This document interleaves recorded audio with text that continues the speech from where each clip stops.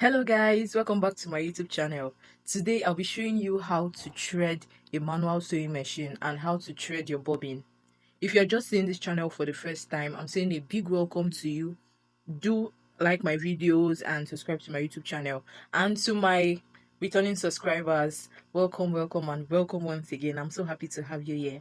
So stay tuned, keep watching. I love you.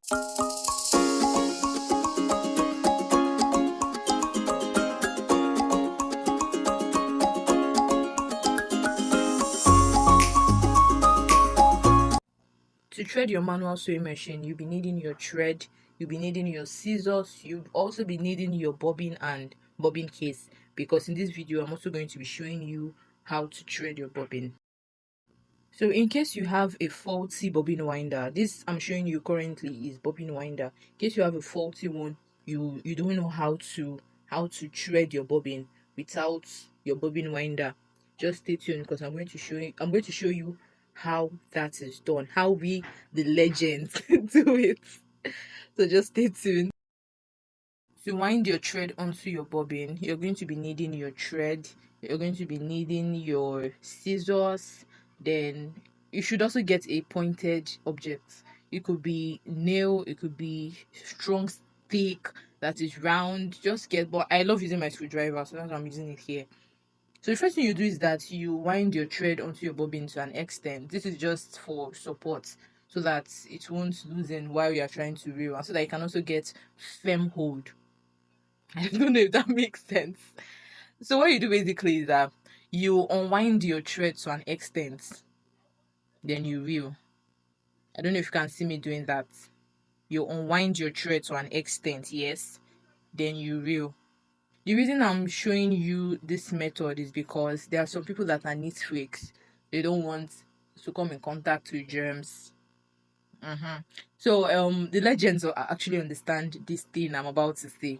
When I started learning to sew, this was not the way I was taught. I was actually taught to put the thread in my mouth. Yeah, so legends understand that. But for the sake of publicity, for the sake of I'm interacting with different kinds of people, so I just said, okay, I need to bring up an idea that would work for any kind of person, whether you're a neat freak or you're not. Actually, I do this sometimes when I don't just feel like putting something in my mouth. The bobbin has a hole in the middle, and the bobbin case has like a protruded center. So there's this part in the bobbin case that has like that slanted opening. So what you do there is that's where you're going to pass your thread.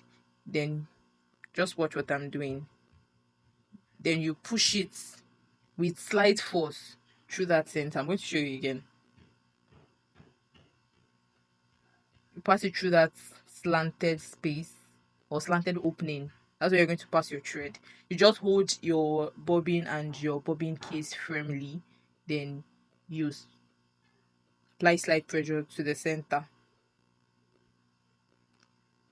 I hope you can see it very clearly because I don't even think I'm doing justice to this explanation. Pass it through the slanted opening, then slight force, pass it through to that hole, then you drag. Don't forget to always drag because that's how you're going to ensure that your bobbin is being placed well and the thread is also being placed. Your bobbin has a hollow space in the center and the bobbin case has a protruding center. So the science to it is that the hollow space has to fit into that protruding center. Then you pass it through that slanted opening, then through to the middle. Then you drag a bit to ensure that your bobbin case, your bobbin is being placed well into the bobbin case and the thread is sitting well. So I had to open this needle plate so that you can see what I'm doing. So that's part of your bobbin case that is protruding. You have to face it up. Then you have to apply slight pressure for it to be in the center. I don't know if you can see that small opening on the shuttle carrier.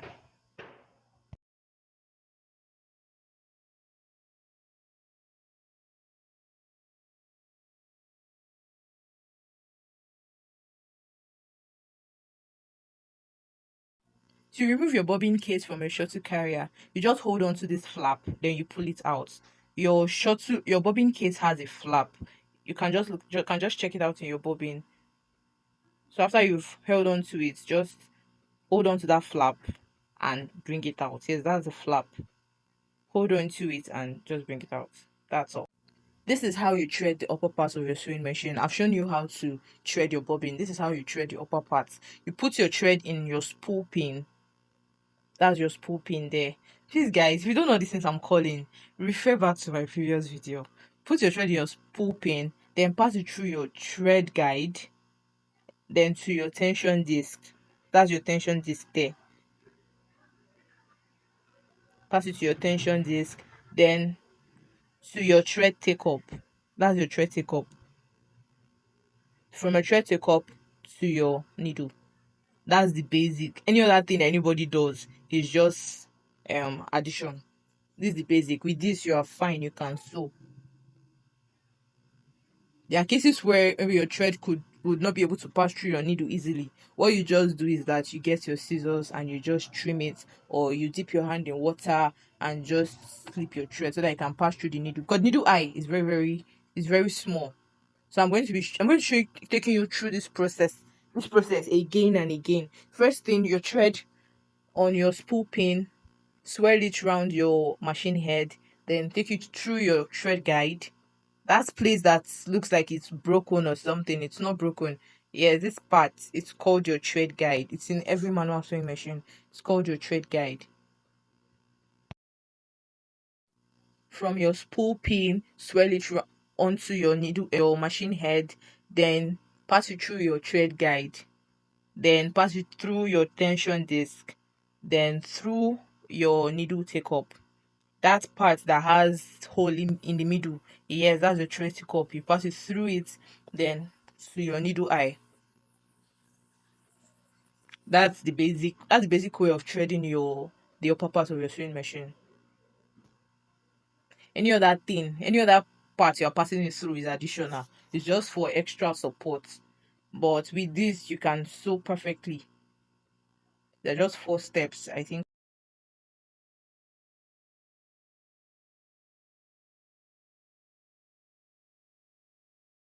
This is the sequence of threading the upper part of your sewing machine. You pass the thread from the spool pin to the thread guide to the tension disc to your thread take up and to your needle eye.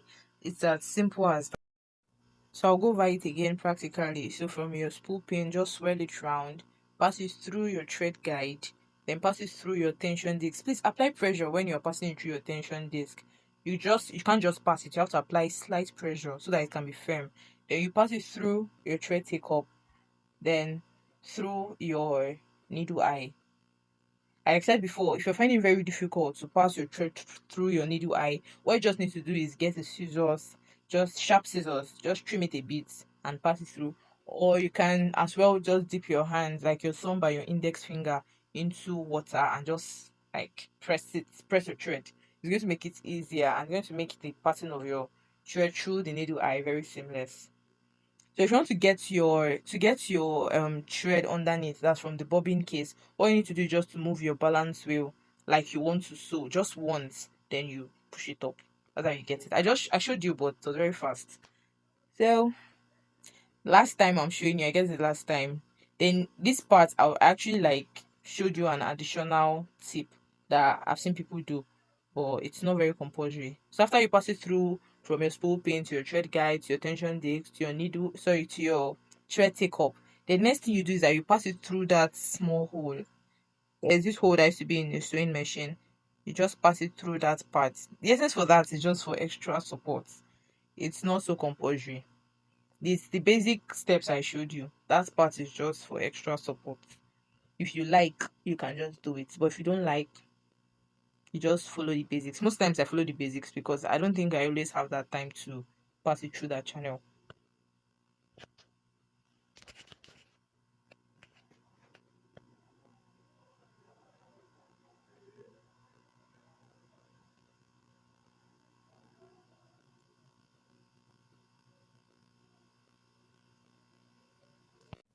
Okay guys, so with this we have come to the end of today's video.